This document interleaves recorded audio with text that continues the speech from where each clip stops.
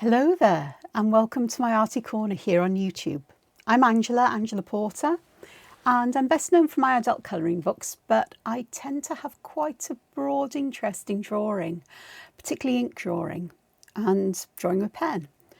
And I'm taking part in the Inktober Tangles Challenge 2022, hosted by 7 Forest 5 Rivers 7F5R Studio. But 7F5R Challenge on Facebook is the Facebook group. And I've been missing in action for a couple of days because, well, life got in the way. Things had to be done and, yeah, it just wasn't time to fit videos in. Not necessarily the time, but the energy and focus to be able to do that, as my attention had to be elsewhere for a couple of days. And it's been elsewhere this morning, to be honest with you, because I had, well, it's Thursday, and Thursday means it's colouring template day, colouring page day for the Angela Porter's Colouring Book Fans Facebook group. And I'll post a picture of the template in the community section later. It's a very Halloween-y themed one, and all with cute doodle characters, but all in my own kind of way. So that's fine. So what you can see in front of you is my Inktober Tangles 2022 sheet. And you can see I've added some patterns here. I have. Yeah, I have. I did this without thinking a couple of days ago, and I ran into some trouble with this pattern here. This is vexing me. This one over here are variations of Bravensword, which is a tangle by, I'll tell you now, Debbie New, CZT, and it's quite simple, but it can end up looking very complicated and sophisticated. So that was day 10. Day 11, no, that's day 11. Day 12, which was yesterday's, is SOCC. And I've put this down here, and this pattern is by Erin Olsen, another CZT. This one here is Philoxy by Teresa Fessler, another CZT. And this is the one that is seriously vexing me. I just can't get it. I've sort of got it here, but there's an awful lot of black for very good reasons. But I'm going to have a look at it and I'm going to see what I can make of it today. So I'm hopefully going to do these 3 tangles. And I'm not going to do them on here because I've got these ones done. Yeah, and I've done some for the days ahead. I don't know what was going through my head, but there's Noom here, or Noom Repus. And this one is, what's it called? Slide Hat, that's day 14. Noom Repus is day 15. So I'm a bit ahead of myself on this. They've still got colour to be added. So I'm going to work in my sketchbook today, and we shall see what becomes of this. So just going to say thank you so much for sticking with me, especially when I've been missing in action for a couple of days. And I hope you're going to enjoy this. I've got no distinct idea of what I'm going to do other than I'm going to look at a couple of tangles with you. So the first one, oh, thank you if you subscribe to the channel. I always have to say thank you because it's important. And I really am grateful for everybody who's subscribed, who returns, who leaves comments for me that are so lovely and encouraging as well, and sharing what they've tried from my videos and tagging me in things on social media, and I appreciate that so much. So if you haven't subscribed, please do so. It doesn't cost you anything. It just is a nice thing to do if you like what I'm doing and you find yourself returning. The other thing is, if you enjoy a video, please give a thumbs up. It really does help. Not so much me, but it helps, sort of like convince YouTube to share the videos with other people who might like this kind of thing. So, and I'm all about helping people.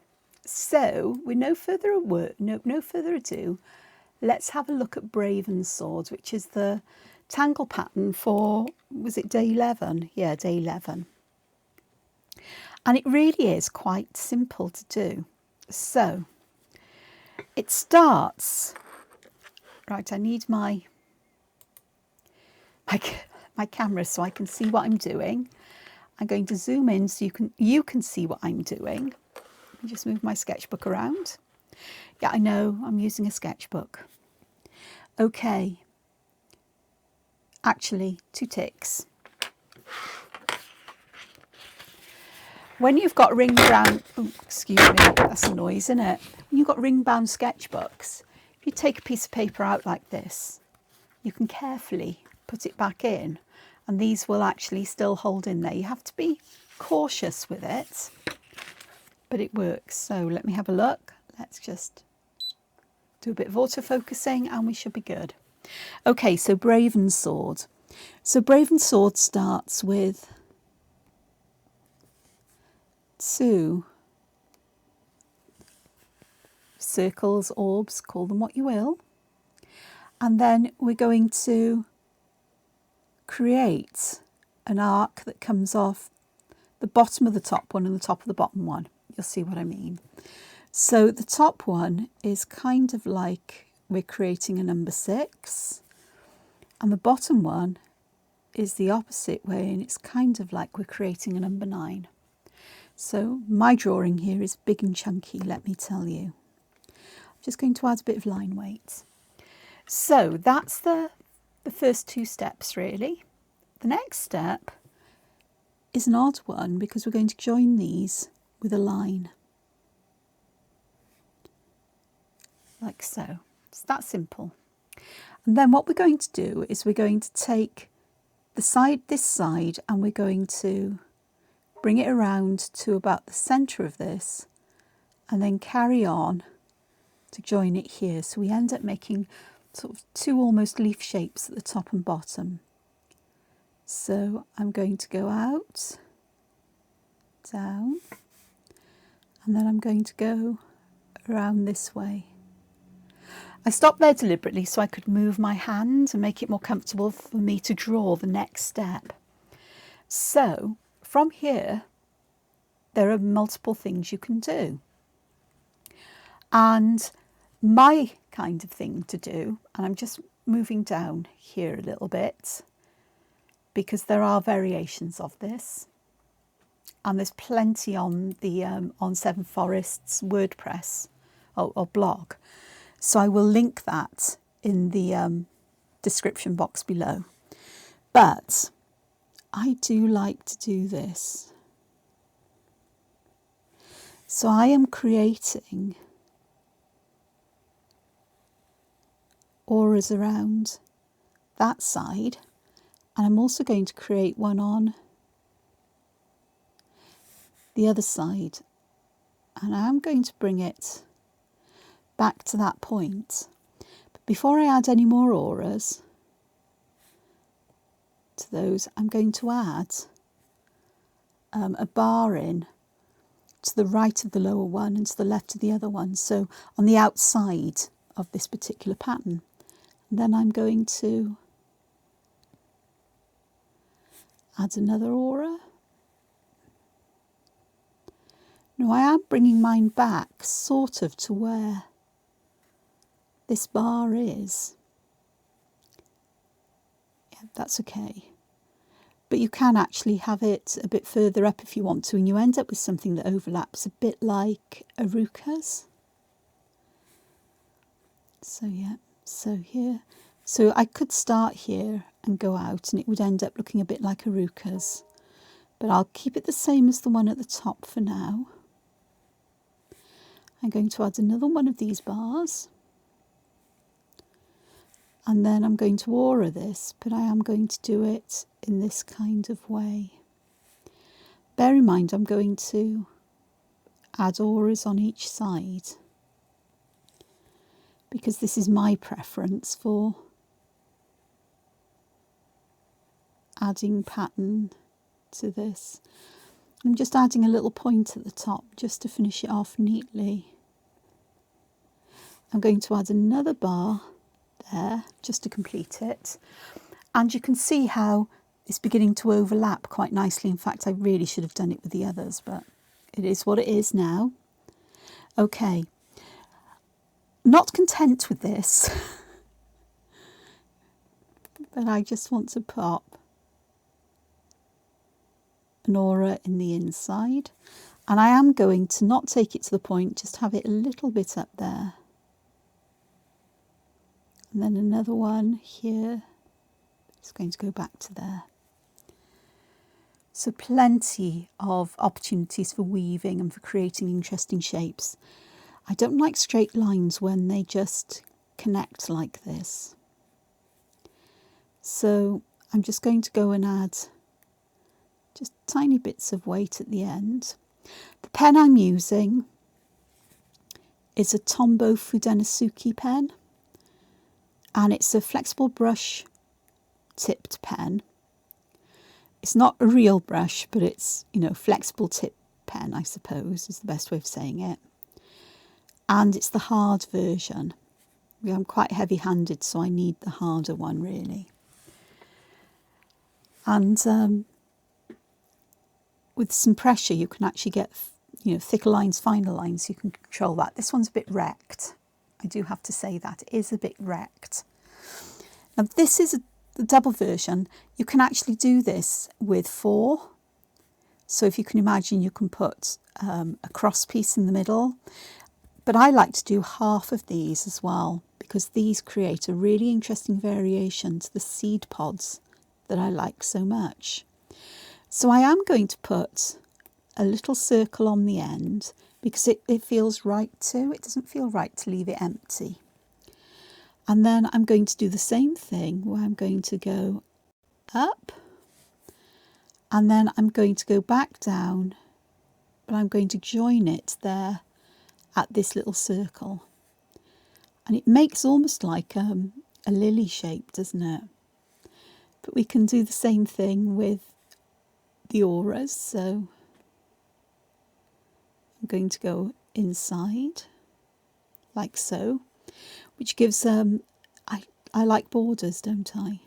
It gives a nice border, and it separates this space from anything that goes on outside as well, which I like. So here I'm going to go around and down there, and then on this side I'm actually going to go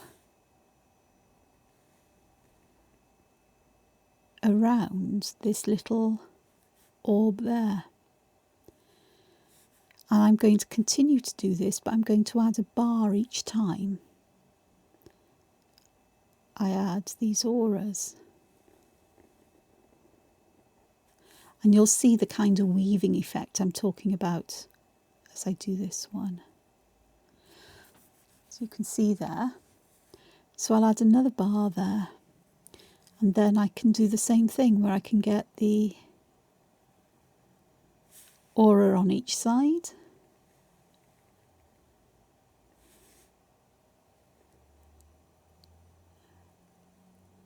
And then I've got that space there for another bar. If you want lots and lots of auras, lots and lots of overlapping here, there's 2 options. One is to make this bar a lot longer, so you've got more space for them. The other one is not to leave such a big gap between them. But it works no matter how you do it. I'm finishing mine there because it's... Well, I could actually add another bar, perhaps at an angle, start to angle it. Shall we see what happens? I'm intrigued by this now I've thought about it.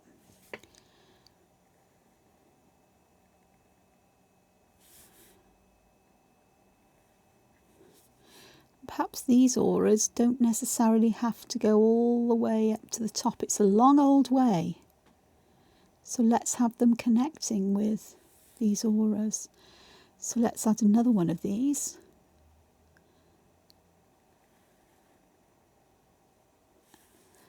And then, like so. And we can actually start to get that spiralling around with these if we want to. This is reminding me of, I think they are called heart shells, but they're shells found in tropical beaches that are shaped like hearts. And it's reminding me of that. It's not exactly the same. So, options. Now then, what I like to do, as you can imagine, is to fill these sections in different ways. So one of my favourite would be to go with good old perk and fill this in like so. And I put the biggest perk, the topmost one, where I'm imagining this would bulge out the most because it helps with that impression. So, you know, just that little decision. Something else we can do,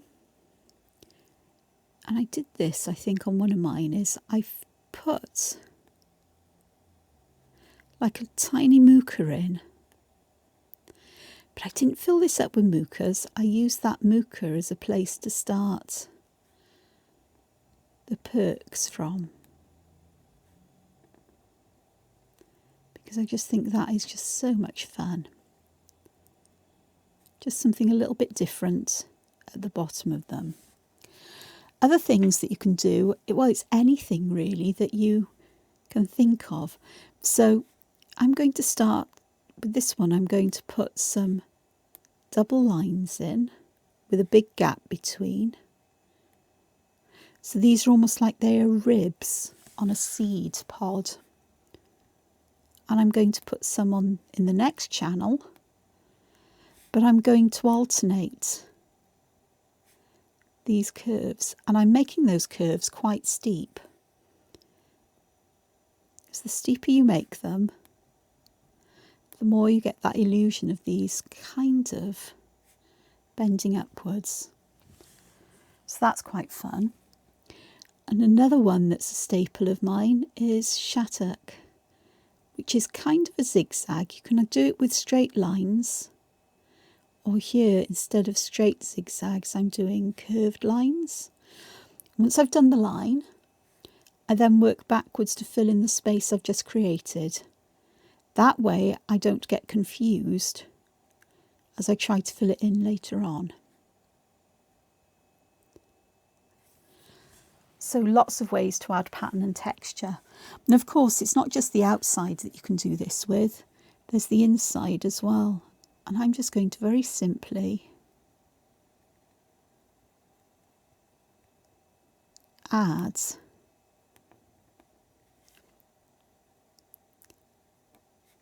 some little crescent moons here.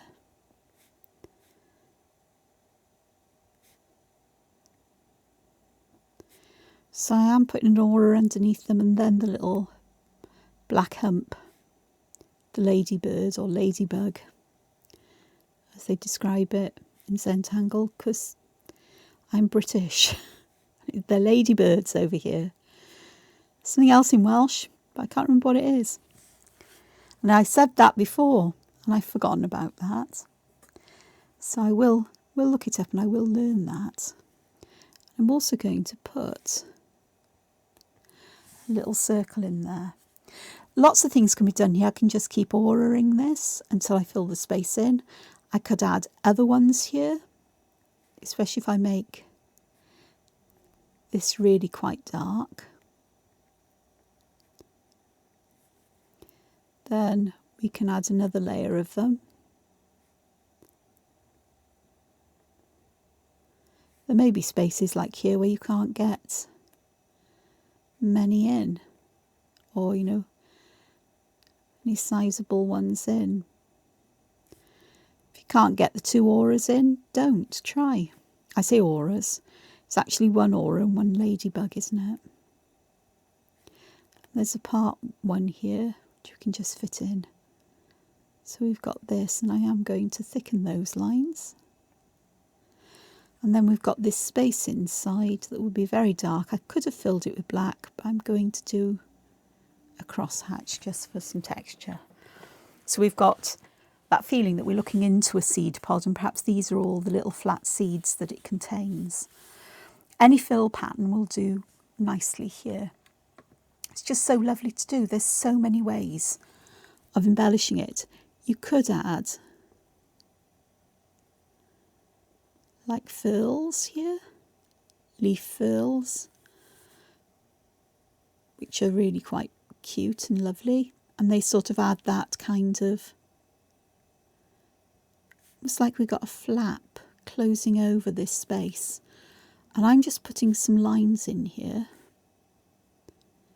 that would bend in the way these leaves would do, so it gives them that kind of visual clue that they're bent, they're not flat.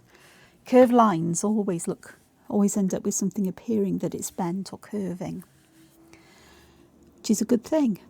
It's a good thing to use. I'm going to add that there. Okay, so that basically is Bravensword by, I think it's Debbie New. Could be wrong, I did say. I will definitely link it properly in the bottom. I'm just having a look through because there are ways of connecting them together and creating chains and so on of them. But personally, I'm unlikely to use them that way because my usual art isn't quite like that. But these single ones or double ones, they intrigue me. Okay, so that's Bravensword.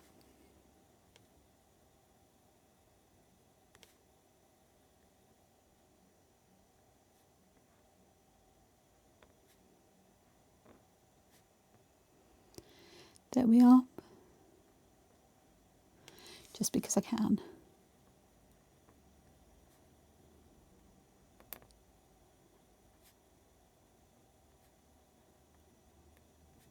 Some imperfect plain serifed hand lettering there. Bravensword. Okay, next one then. Just move my paper. Try and keep it all in one place view. It's a tangle called SOCC. SOCC, and this is by Erin Kurtz-Olsen. So, SOCC. It's a grid pattern, but like all grids, you can either have it drawn square or you can have it wavy, and I'm of the mind to have mine really wonky because that's me. I'm not going to do wavy lines. I'm going to keep them fairly parallel-ish. And then we're going to split these. So I've basically got just a grid. It's an uneven grid, but it's a grid. And then we're going to make it more uneven because the next step of this is to split some of these up into smaller sections. And the fun thing is you don't have to split them up, sort of like in half or equally. You can split them up any way you would like. I'm actually going to split this one with a corner off, so we've got some unusual patterns there. Okay, so this is basically, every part of this is going to be filled in the same way. So if I take a big one, you're going to start by drawing these little rice shapes around each side. Now I'm using quite a hefty pen here. If you're using an 01 and you're drawing quite big, you'll get lots of auras in this. But my pen isn't exactly the finest. But then that's very characteristic of my style of art. So I'm just going around and around like this. As I've said, the finer your pen, the more auras you can get in. Eventually you get to a point where you've got spaces where you can't really fit any more auras in. And then those little spaces you fill in with black or with a colour or a metallic. And then you go on to the next space and you do exactly the same thing. So we're auraing each side.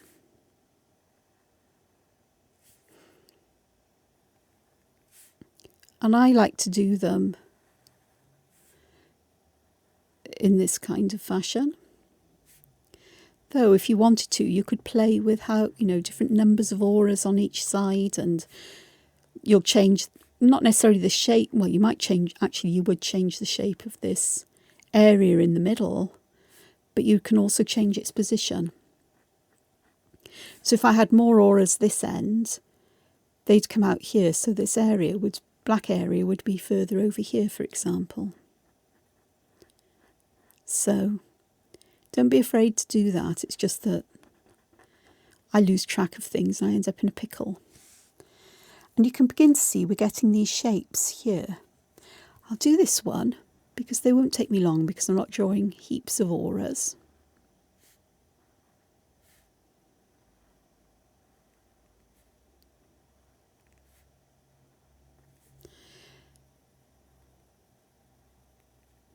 And you can decide how big the area in the middle is that you fill in with black. You don't have to go right down to the ultimate end. And you could even do a standalone aura. I'll do that in the next shape in the middle. And you can do that coffering thing where you draw lines from one corner to another within, that kind of thing. That would be quite fun. It would look like a bit like a picture frame then. Okay, what about odd sides? Let me just do this one. Will you start this one off?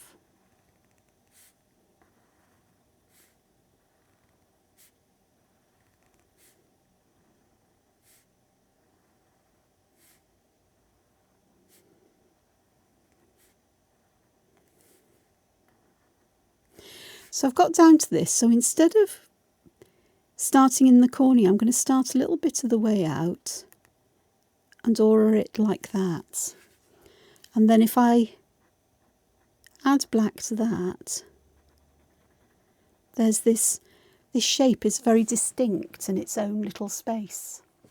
And I quite like that. What about these? Oh, well, you do exactly the same kind of thing. So I'm going to put one of these, these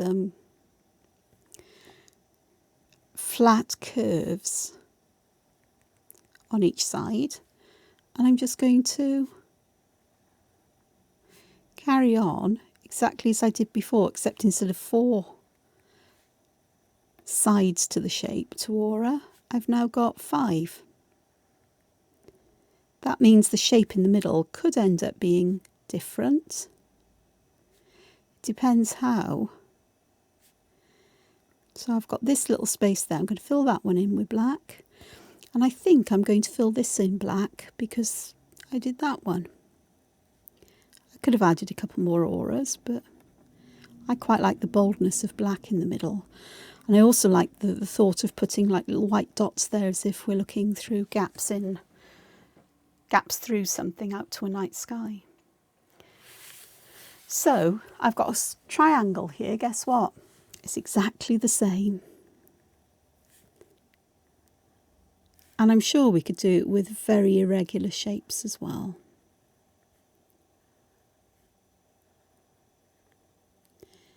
And then I've got a little space there that I'm happy with, and I'm just going to fill that in with black.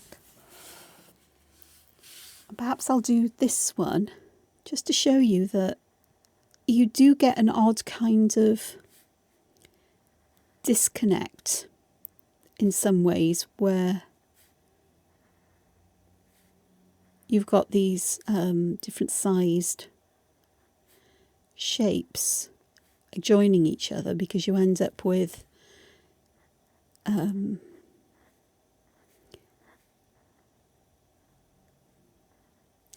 like here we've got multiple of these sort of like humpy things, but they actually work out in the end to look really quite good.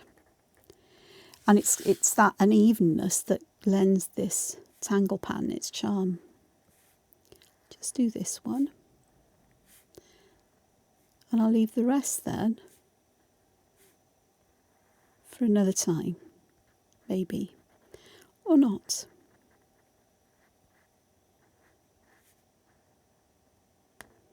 So I have there.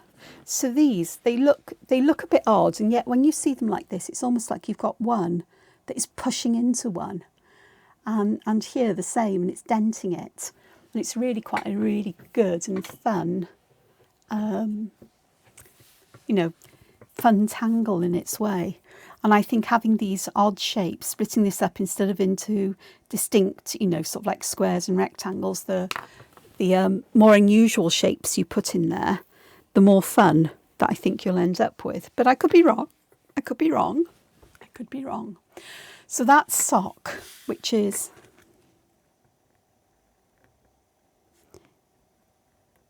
SOCC.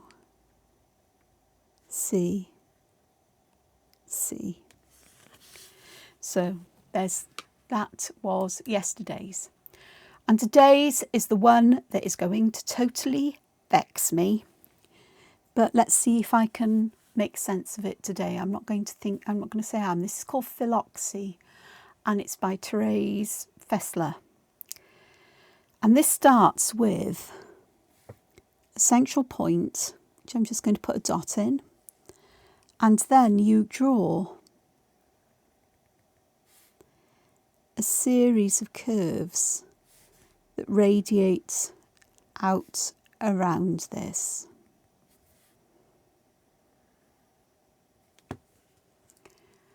Okay. Then we need to go back on these orbs, and I'm going to do this in this kind of way. So I've left my point quite sharp there. It doesn't matter. I'm going to move down here quite a way, perhaps a third of the way down, perhaps a little bit more. It's not critical. But I want these to be increasingly smaller, like so. Okay. So I'll do that again. So I'm going to create a shape here, and they all go back towards this central point. So I've done that. I'm going to go about a third or so down here. I'm going to create another point, another one of these shapes, and another one, and then I'll get a fourth one in there, which is a teeny tiny one. I'm going to do the exact same here. About a third or so of the way down. Again here. And there. So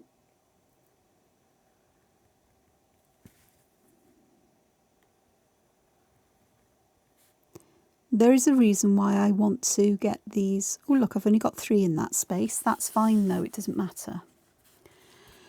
There's a reason why I want to get these a lot smaller, because I think that's going to help me with the second part of this.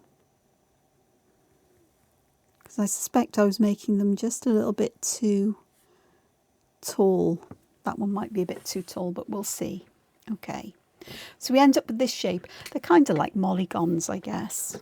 All right, now then, I'm going to go back here because I'm going to start with my first one. And what we need to do here, apart from me tidying my line up, is this now needs to arc out over here, as if it's going behind these ones. So it's almost like these are vanishing inside. And I want to create something here that looks a bit like, Teresa has you following this one over, but I actually think I just want to create a kind of ribbon shape there, as if this is bending over and creating that nice ribbon. So again, the same here. I'm going to bend it over, and I'm going to give myself a kind of ribbon going on here. I'm going to do the same here. Then I'm going to give myself a ribbon.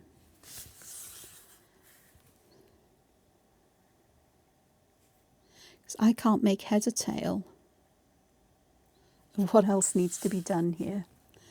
And I'm not entirely sure this is working, but maybe the best I can do. It's not working. Or is it? I'm looking. It would work if I can get some of these, I think, to go underneath, but we'll leave that as it is. Oh, they actually need to go above here, I think. Is it? No. Like that. Yeah, like that. And then like that. They'll be fine, because I'm going to fill this in with pattern instead. So I think that's the best I can get it. My head is just not computing what needs to be done here. But what I do want to do is this section here. It would actually, if this was a sort of like shell scooped out, then these would actually, perhaps I can add some lines here, contour lines, to help with that idea of curvature. And I'm going to make them darker towards the end. Darker means thicker. Towards the inside, so it adds some shadow there. So let's have a look. So I want to go like that. I've worked that out. I can use my pen to do this for me as I'm drawing.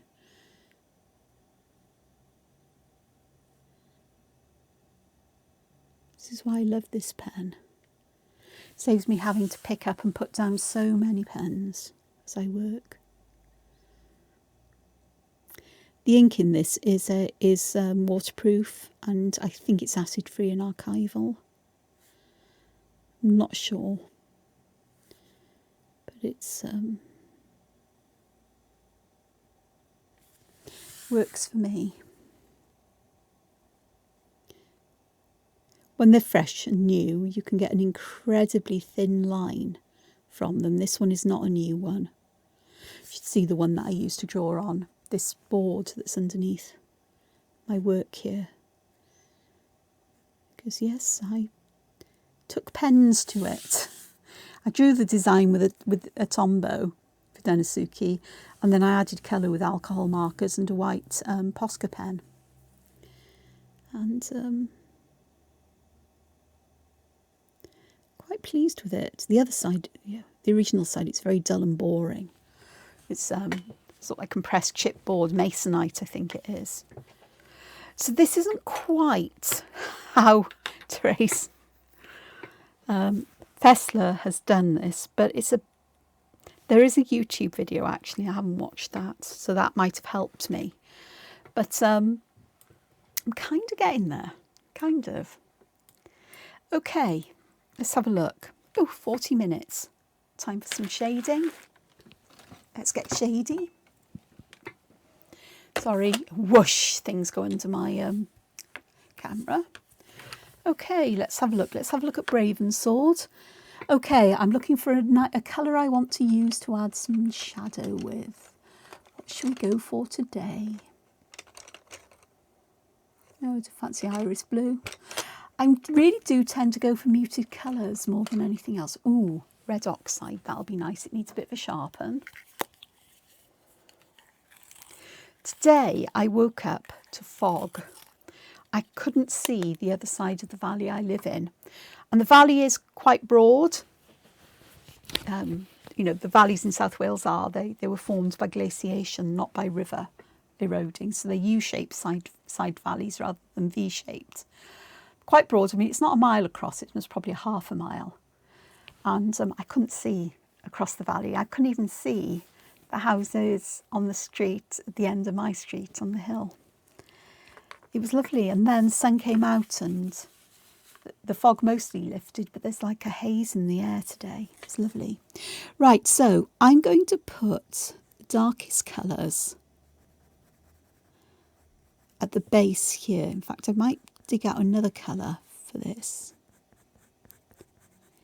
You can do the same with graphite if you prefer to use graphite or any other colouring medium. The idea is you put the darkest colour or the densest colour where you want the shadows or where you want things to appear to be further away. And if you want things to appear to be further away, then it is also about using more grey tones as well, though I tend to work very simply with colour. So what I'm doing is I've activated all of this. These are Inktense pencils and they activate with water. So I'm pulling just a tiny bit out and then I'm pushing the rest of the colour back to the base. If I need a little bit more colour, I can add a bit more. And you can see that has got, no, you can't see because it's not on the screen. See the extra, you know, the darkness it's added, it's already beginning to put, oops, some form to this and add, it brings it alive. Colour is magic. You know, it's the contrast that we get is also quite magic. Look at that, I've managed to completely put the colour on the wrong place, but it's okay because I was going to do these ones anyway. So here I've got a bit more colour than I would have liked, but it's all right. This brush is flooding quite a bit. So I've got one on this side, so I'm going to go to the other side and I'm going to add colour to the outside here. But I'm also going to put some colour right at the tip on both sides. And yep, there's an unequal number of auras. Am I worried by that? Nope, not one bit. It is what it is. And you work with what it is. It might not be what you'd intended, what you'd hoped for, but carry on, don't give up, and just see what comes of it. Even if you just take it as a learning experience, an opportunity to see how you can make something, either learn something from what you've done, or learn how to go, well, I didn't want that. So what can I do to make me like it? And there are lots of ways of doing that. So you can see this already now, just with that little bit of colour, it's just starting to bring that to life. So for the next one, I'm looking for another colour. Bet you I can't find the one I'm looking for. Most probably because it's one of the ones that has got its tip up. There we are. Light olive will do. So with this one, I'm going to put dark colour around there and also at the top. So I don't want to do that fine aura, but this one here, on this side, will work.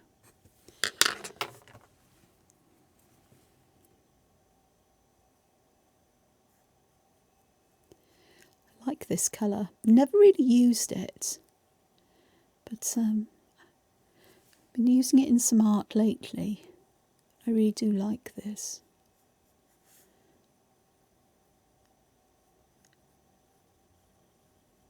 But I much prefer to add colour digitally, which is my superpower when it comes to adding colour.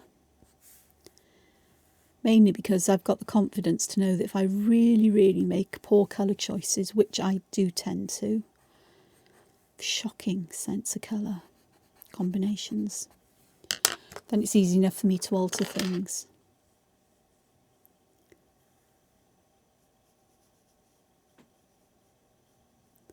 One of the things I had to do the last couple of days was for the new book that I'm doing for Creative Haven, part of Dover Ink.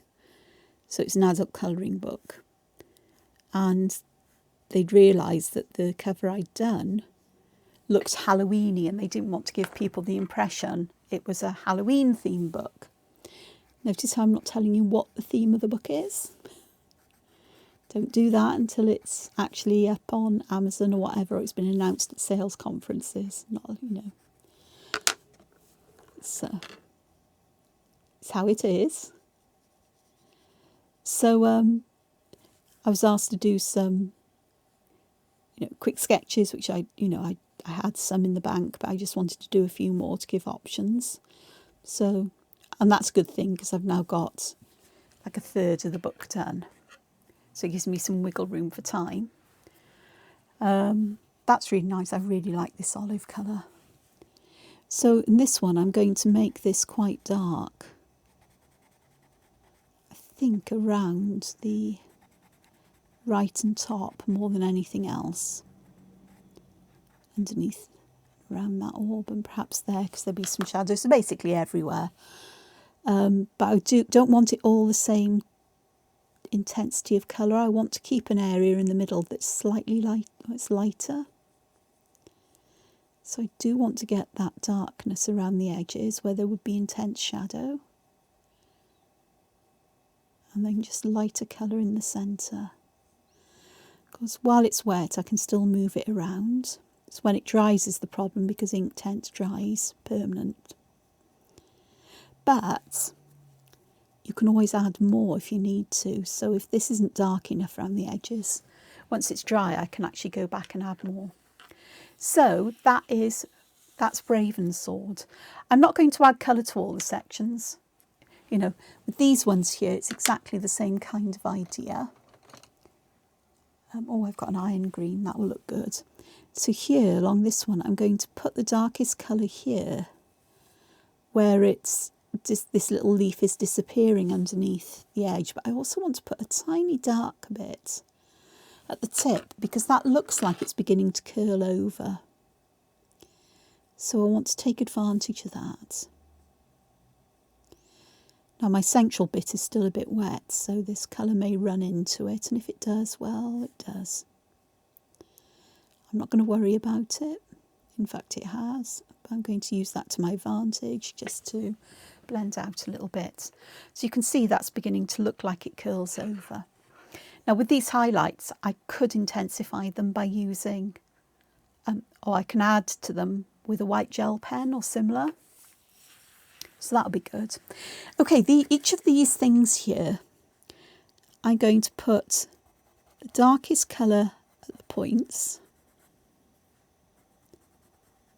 And I'm going to leave a space, and I'm also going to put some around the bottoms of these, the outside edge of these multiple aura shape, auras. Because I want the highlight at the top where it looks like it's bulging upwards. Now, around these, I'm going to put shadow where these kind of get pushed in as well. So that's how you bring those out. And I'm not going to put any colour in that boxed in section there, if that makes sense, that one where the aura is a bit different. I'm going to leave that for a moment because I'm not quite sure how I'm going to deal with that. But even just by me adding colour this way, before I've even started to blend it out and give myself some nice gradients here,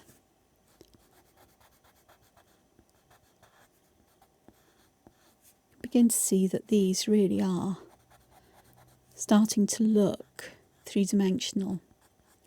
Okay, this is bending in here, so we're going to put some of the colour there and around here, and I'm just going to make sure we put some colour on either side of that dent. It's like there's been a collision. A bit like the NASA's DART, I think it was, a couple of weeks back, where they launched a probe towards an asteroid and deliberately crashed it into the asteroid to see if they could change its course. Of course it did. That wasn't a problem. But it took until yesterday for them to confirm that the direction this asteroid was travelling in, it's only a little thing, and it's of no danger to Earth whatsoever.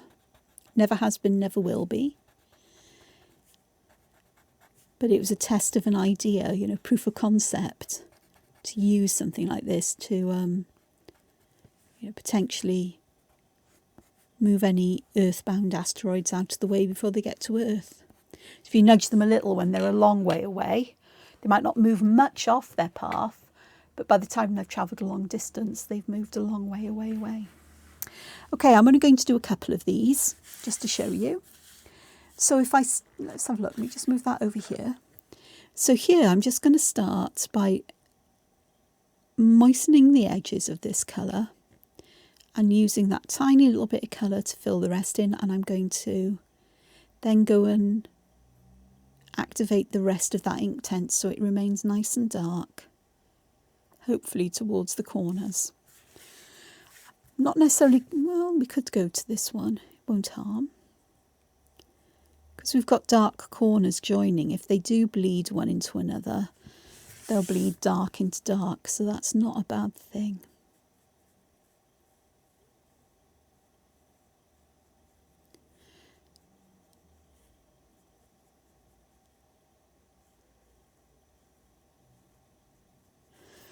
Using the back of my hand to clean my brush off, because I didn't think to get any paper, tissue paper, kitchen paper.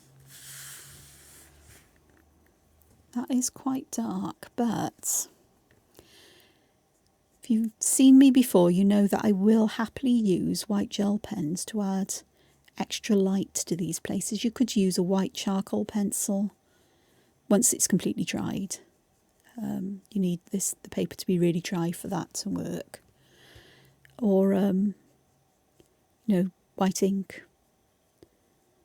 The white Inktense pencil actually works.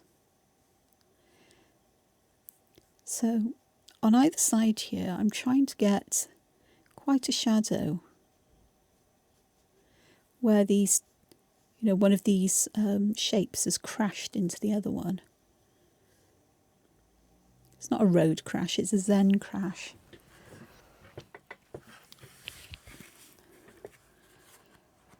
But just that bit of colour is starting to bring some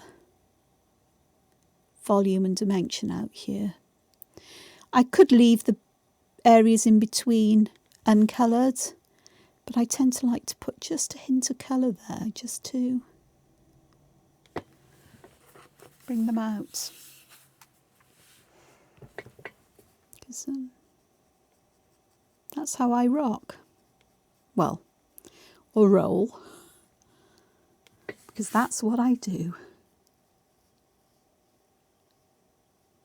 I'm always so much happier using colour, even though I'm not very good with colour. I've said this before and I'll say it again.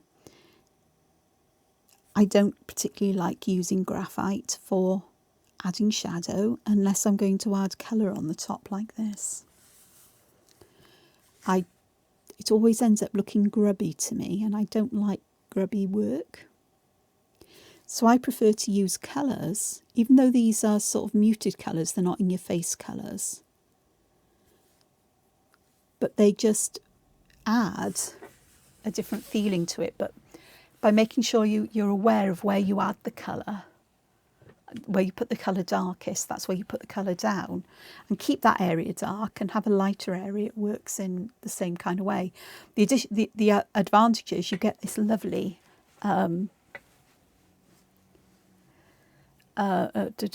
gradient of colour, this covering of colour, so the paper's no longer white as well. So I like that. Okay, right, let's see if we can make some sense of this thing.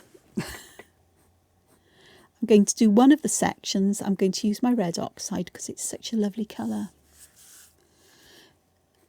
So perhaps I'll use Red Oxide on these big ones.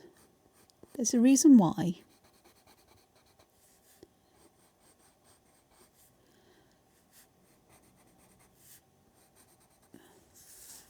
Just bring it back down here, that's better. I am doing my best to remember to check where I am with the camera. Unfortunately, I'm not the best at that. So I'm going to add colour there, around there, and colour here. And I'm using the same colour as I did for the other bit. So I'm trying to make it look like it's folded back on itself, and we've got, the underneath coming out here. You could have used a different colour, Angela, you could have. But let's have a look and see. I don't know how this is going to work. I don't even know if it is going to work. So I am just getting the Inktense wet and kind of blended out on the edges. I don't want like a harsh line of colour. I do want some blending. But at the same token, I don't want it all the same. So let's have a look. That does help, doesn't it? I think so. Only time will tell here.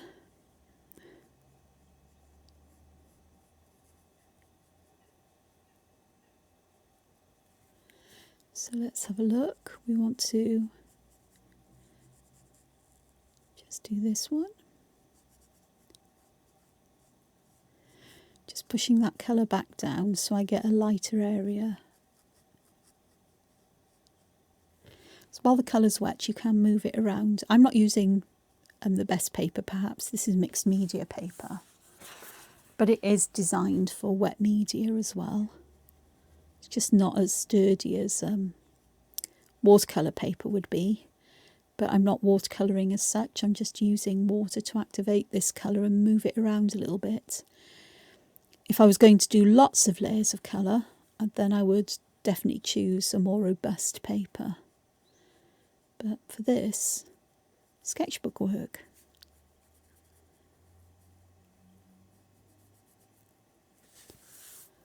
It'll work fine for this. Don't know if that is helping with this. Isn't it funny, you know, I can quickly work with the very geometric patterns of Thomas Padros, who does, you know, I absolutely love his geometric deconstructed patterns, deconstructions. They're fantastic, they really are. But so when it comes to some patterns, this is another situation like the Fengle one, where I just can't seem to get my head round it. I didn't realise there was a video. Should have looked at that first. But sometimes you try and you think, well, this works for me. I'm not entirely sure about it yet. I think because I'm so invested in getting it right. This is how you do Philoxy.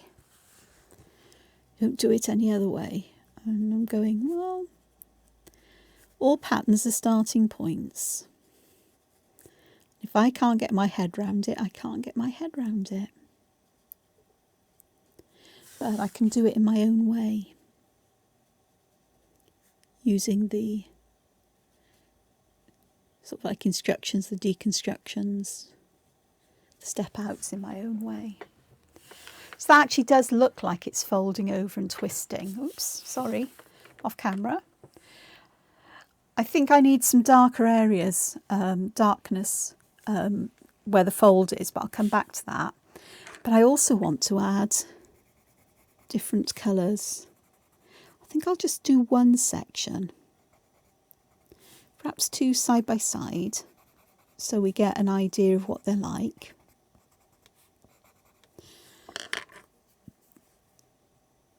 And I'm just using that olive green because it is such a lovely colour. The olive green and the iron green go so well together. I think so. It's my phone pinging. Do I ever remember to put my phone off? The answer is no.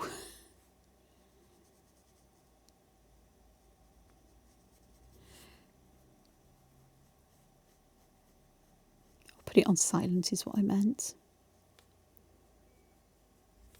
There we go. So do I want to use a different colour in the centre? I think I'll go back to the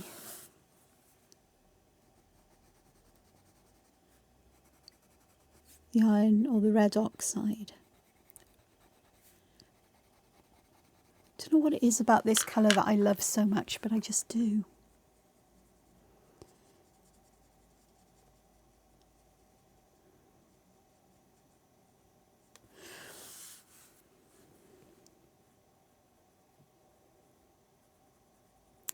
Now I've got this inner section here still to do, haven't I? The stripy bits.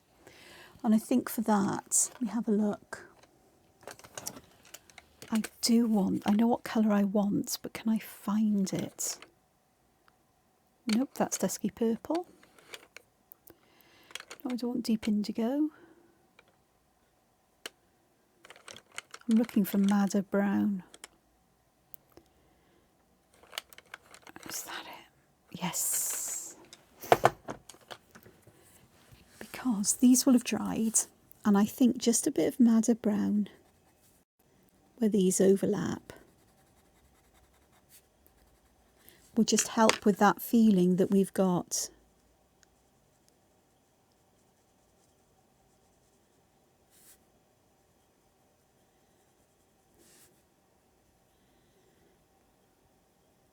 You know, it really does add to the shadow. I'm having to brush it out quite a bit because I picked up too much. But that does intensify it that little bit more. And I can also do the same at the base. So I'll do some of these so you can see the difference. Because I think I'd like that to be darker, because it will really help to make this look like it's sinking inwards.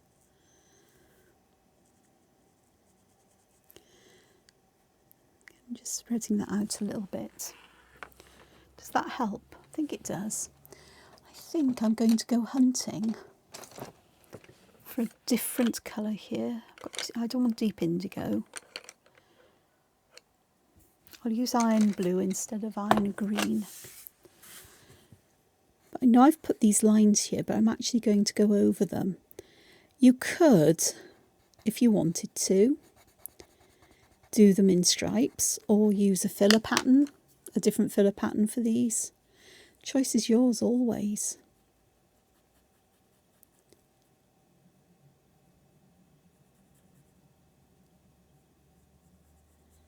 So I'm just making that look like there's a lot of shadow at the bottom, and we've got a lighter area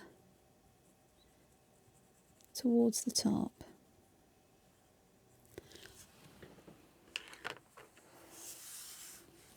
So let's have a look.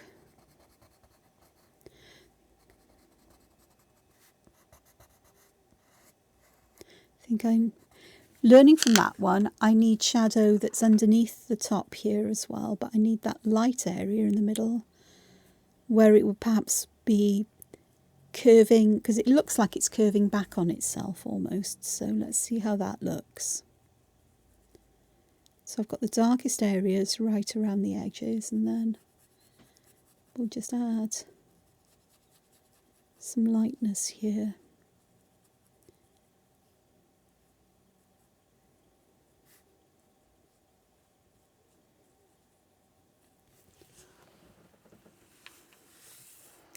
That actually isn't too bad. I think that would work. What do you think?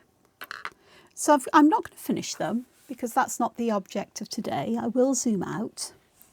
It's more about construction and how you make these patterns and how they work and so on than it is anything else. But adding shadow, I use colour for shadow, but you can use anything else. But it is just a way of working with them. Where's my pen? Because what I haven't done is put the name of this down, have I? It's Philoxy.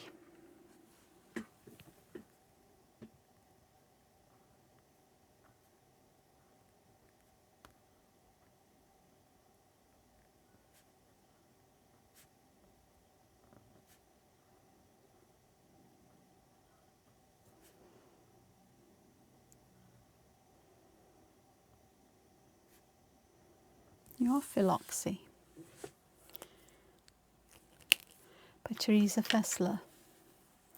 So I've got a trio of patterns here today, and as I say, I hope that you've enjoyed seeing them and having some, you know, sort of like how I do them and how they work.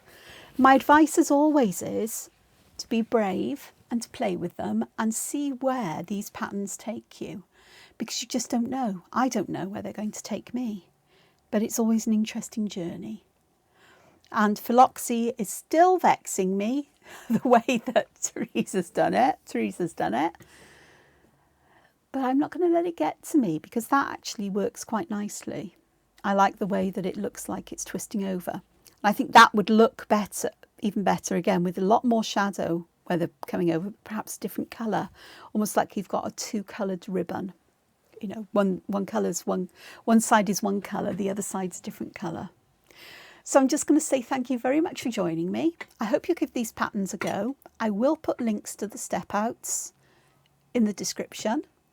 And until I see you again, take care, look after yourselves, and above all else, find time to be creative. Take care now. Ta-ra.